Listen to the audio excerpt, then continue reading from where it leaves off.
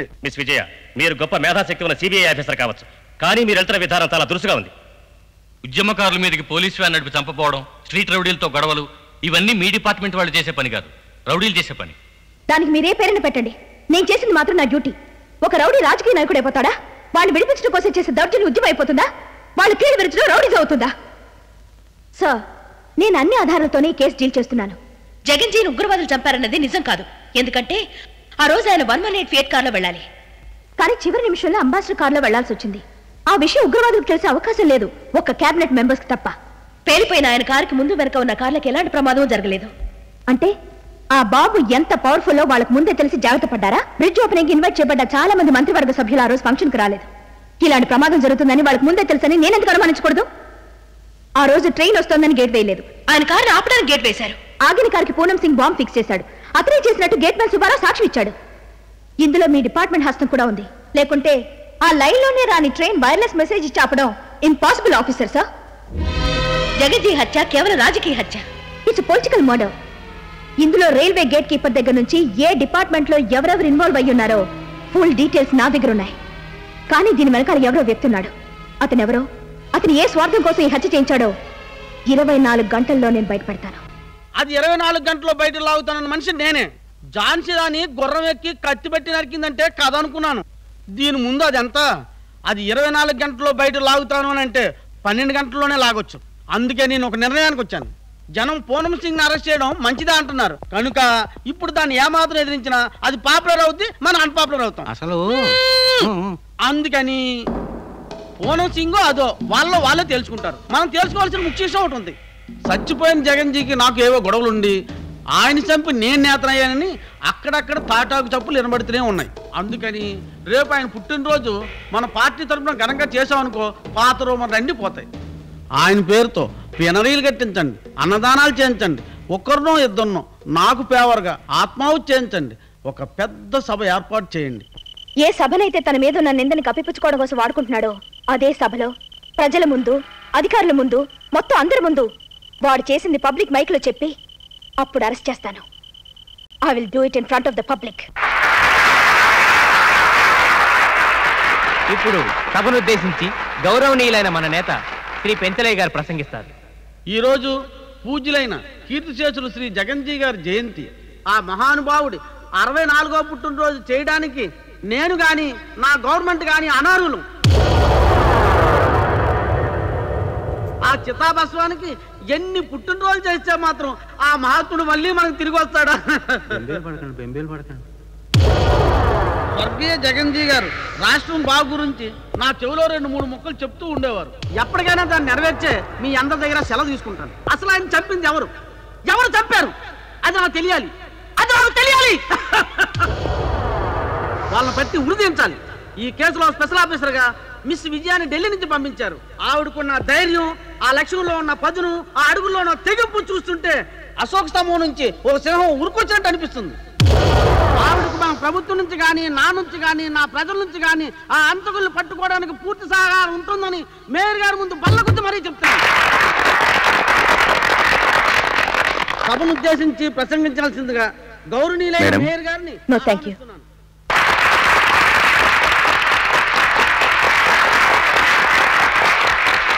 ప్రీతమ సభికులకు, వేదికను అలంకరించిన పెద్దలకు నా ధన్యవాదాలు. మన స్వర్గీయ జగన్జీ గారు ఎంతటి నిరాడంబరులో, ఎలాంటి కార్యదక్షులో మనందరికీ తెలిసిందే. ఒక మంచి నేతగా ఆయన మరణం మన రాష్ట్రానికి తీరని లోటు. మేయర్గా ఎన్నో గవర్నమెంట్లు చూశాను కానీ ఇంతటి మహానాయకుడిని నేను ఇంతవరకు చూడలేదు. ఈ ఉగ్రవాదులు వాళ్ళ మార్గాన్ని సవరించుకోవాలి. ఉగ్రవాదంతో సాధించింది అహింస పరమో ధర్మః అని మన సంస్కృతిని వీక్షించుకోవాలి. ఆ మార్గంలోనే మహాత్ముడు మన దేశ స్వాతంత్ర్యాన్ని సాధించిన విషయం మన అందరికీ తెలుసు. ఉగ్రవాదుల హింసా మార్గం వల్ల జగన్నాథరావు గారి లాంటి మహానాయకులను కోల్పోవడం మన రాష్ట్ర ప్రజలకు ఒక మంచి మరణమైన ఈ సమాజంలో వచ్చే తరమైనా ప్రశాంతంగా బ్రతుకుతుంది. ఇప్పటికైనా ఉగ్రవాదులు హింసా మార్గాన్ని విడనాడి జీవన స్రవంతిలో కలిసి దేశాన్ని అభివృద్ధి పదం వైపు నడిపిస్తారని so I request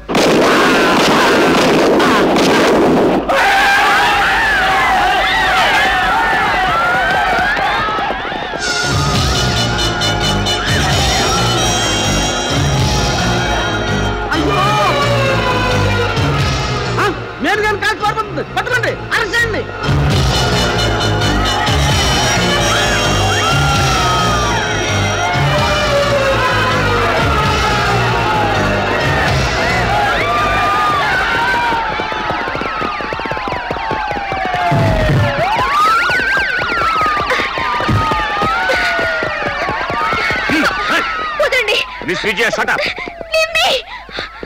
I say stop it.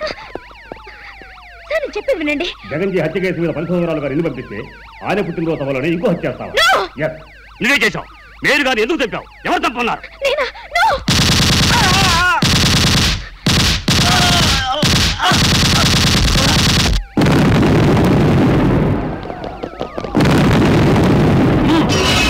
మా లీడర్ కామ్రేడ్ విజయ్ని మేము తీసుకెళ్లే వరకు ఎవడైనా అడుగు ముందుకు వేశాడో వీడి తల ముక్కలైపోతుంది. Come on comrade Vijaya, comrade Vijaya, comrade Vijaya, comrade Vijaya, comrade Vijaya, comrade Vijaya, comrade Vijaya, comrade Vijaya, comrade Vijaya, comrade Vijaya. Follow them.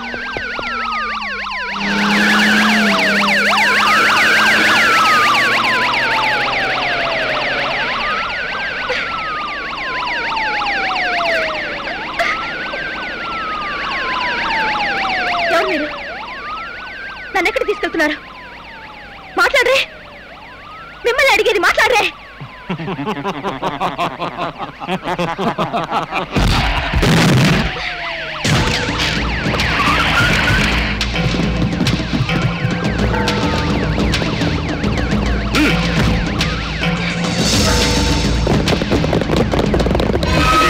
నీ వెనక ఇంతమంది ఉగ్రవాదులు ఉన్నారంటే క్రితం నువ్వు పనిచేసిన రాష్ట్రాల్లో జరిగిన అరాచకాలకు మారణకాండలకు నువ్వే కారణం అన్నది నిజం.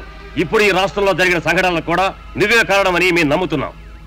మేయర్ తావుకే కాదు, మాజీ నేత తావు కారణం కూడా నువ్వేనని ఇప్పుడు తెలిసింది. నీలాంటి వాళ్ళని క్షమించకూడదు. రక్షణ కల్పించాల్సిన శాఖలో ఉంటూ ఈ దారుణాలకి మరణ హోమానికి పాల్పడతావా? నిన్ను ఉగ్రవాద నాయకురాలిగా గుర్తిస్తూ అరెస్ట్ చేస్తున్నాం. ఇదంతా నిజం కాదు, ఇదంతా నిజం కాదు. లా అండ్ ఆర్డర్ ని నా ప్రాణంలో చూసుకున్నాను. ఆర్దానని కూడా మర్చిపోయి నా పోలీస్ వృత్తికే నా జీవితాన్ని అంకితం చేశాను. సిన్సియారిటీకి ఇంతటి భయంకరమైన రూపాన్ని మీ న్యాయస్థానం ఇస్తే భూకంపం వచ్చి ఈ న్యాయస్థానం బద్దలైపోతుంది యువర్ ఆనర్, బద్దలైపోతుంది. ఏ ఆధారం లేకుండా ఈ నిందలు వేయడం లేదు your honour. I got all the evidence. What the bloody evidence you have? Come on, show me, come on.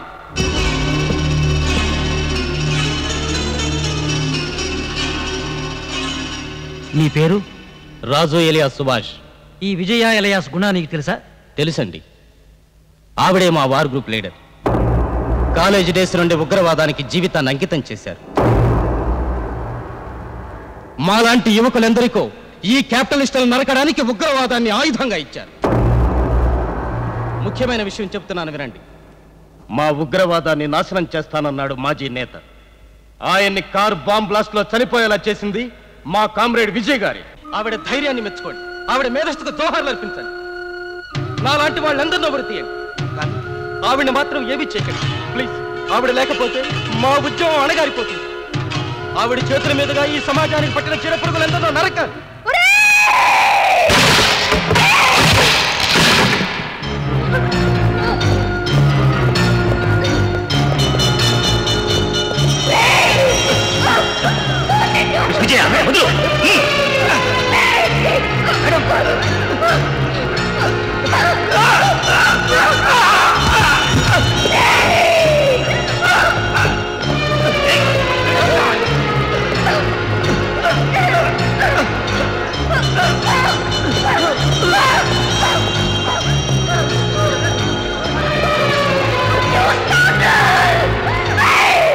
ఈ నిండు న్యాయస్థానంలో దౌర్జన్యానికి దిగిన ఈ విజయ ఎంతకైనా తెగించగలదని నమ్ముతూ ఈమెను నాన్ బెయిలబుల్ గా రిమాండ్లో ఉంచవలసిందిగా ఆదేశించడమైనది.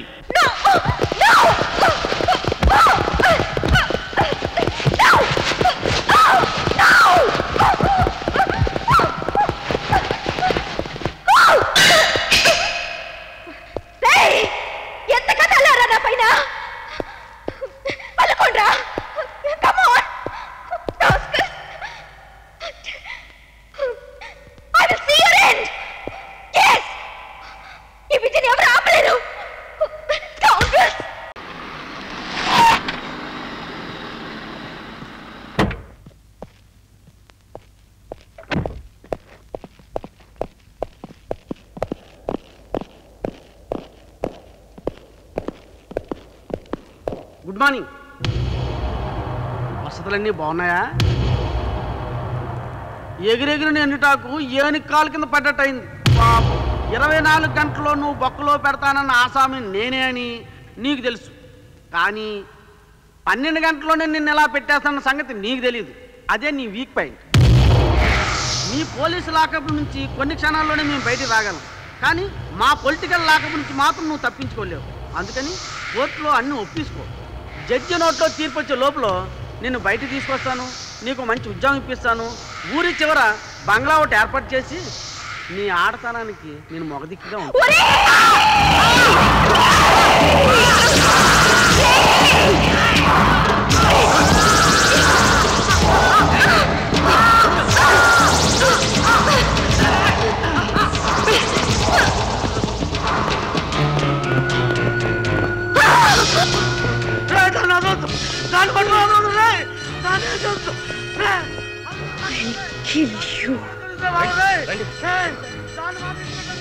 I will kill you.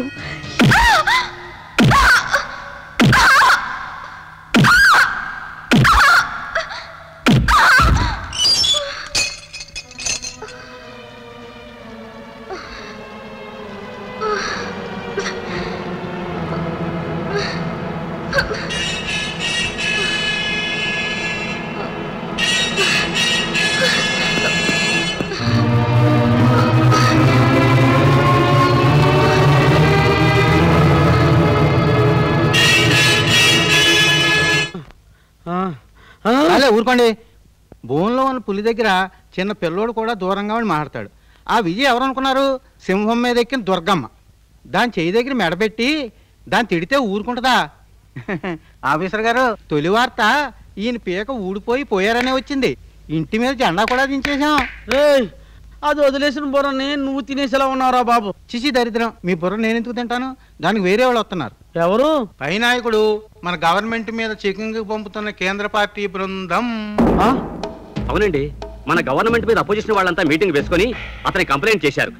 ఆయన వాళ్ళ మాటలు నమ్మి ఈ బృందాన్ని పంపిస్తున్నారు. వాళ్ళు ఇచ్చే రిపోర్ట్ మీదే మన గవర్నమెంట్ ఆధారపడి ఉంటుంది. నేను జర్నలిస్ట్ చంద్రనండి. ఇది మీరు వీళ్ళందరి ద్వారా ఎంక్వైరీ చేస్తే తెలియదు మీకు. వీళ్ళందరూ వాడు తొత్తులండి. You're all please keep point. వాడు తినగా మిగిలింది పడేస్తే బ్రతికే వాళ్ళండి వీళ్ళందరూ. వీళ్ళెందుకు చెప్తారండి వాడి గురించి బ్యాడ్ గా? మీకేం కావాలో నన్ను అడగండి, నేను చెప్తాను. దేకో భాయ్, నువ్వు జర్నలిస్ట్వి, నీ మీద మాకు గౌరవం ఉంది. నువ్వు చెప్పిన ప్రకారం చేస్తే అది ఉగ్రవాదం అవుతుంది. మా నిబంధనల ప్రకారం చేస్తే అది ప్రజాస్వామ్యం అవుతుంది. हमें क्या करना है हमें अच्छी तरह मालूम है. आप बाहर जाइए. మీ డెసిషన్ కోసం మా రాష్ట్రం అంతా ఎదురు చూస్తుంది. ఏంటి కేకలేస్తున్నావు? కేకలేస్తా, నీకు అనవసరం. నేనంటే గౌరవం లేదా? నువ్వు పదవిలోకి వచ్చాక గౌరవం పోయింది. ఏ మిస్టర్, ముందు బయటకు వెళ్ళు. వెళ్తాం. ఈ ఆంజనేయులు ఏదో అంటించే ఉంటాడు.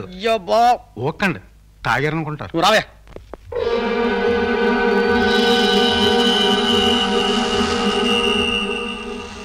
ఢిల్లీ వచ్చిన రిపోర్ట్స్ బట్టి ఇక్కడ పరిశీలిస్తే మీరు చేస్తున్నది అన్యాయమని తెలిసింది. ये तो बहुत दुखी की बात है. आप जैसे इंसान लीडर बनने के काबिल नहीं है. అందుకని మీకు మీరుగా రాజీనామా చేయండి, లేకపోతే ఆ నిర్ణయం ఏదో మేమే తీసుకోవాల్సి ఉంటుంది.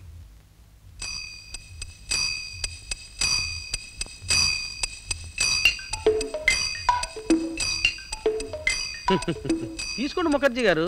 కలకత్తాలో ఉన్న హోటల్ బుడేల్ ఇంటర్నేషనల్ మీ పేరు మీద రిజిస్టర్ చేయించాను. బీనాదేవి గారు డైమండ్ సెట్ మీ జాతకం చూసే చేయించింది.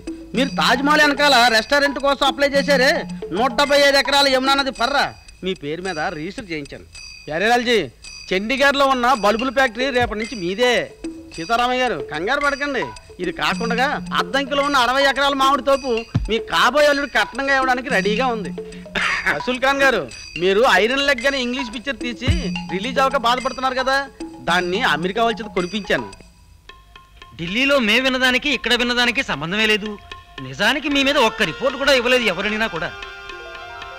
మీరు ఇలాగే ఉండేలా మేము ఏర్పాటు చేస్తాంగా. మిమ్మల్ని కాదంటే అసలు ఆ కేంద్రమే ఉండదు. వీళ్ళెందరూ ఎందుకు చేస్తున్నారు దేవుడి లాంటి మనిషిని? మీరేం బాధపడకండి, మీ మీద మంచి రిపోర్ట్ కేంద్రానికి మేము ఇవ్వదలుచుకున్నాం. आप जैसे नेक इंसान को पाकर हमारा जन्म धन्य हो गया. ఇంతకీ మన ప్రియతమ నాయకులు నందనవర్మ గారికి నాకు గొడవలున్నాయని ఇక్కడ అందరూ చెప్పుకుంటున్నారు. కాబట్టి మీరు ఆయన్ని నా స్టేట్ లో ఒక్క 3 రోజులు పర్యటించేలా చేస్తే ఇక్కడ చెప్పుకునే మాటలన్నీ ఆగిపోతాయి. ఓకే.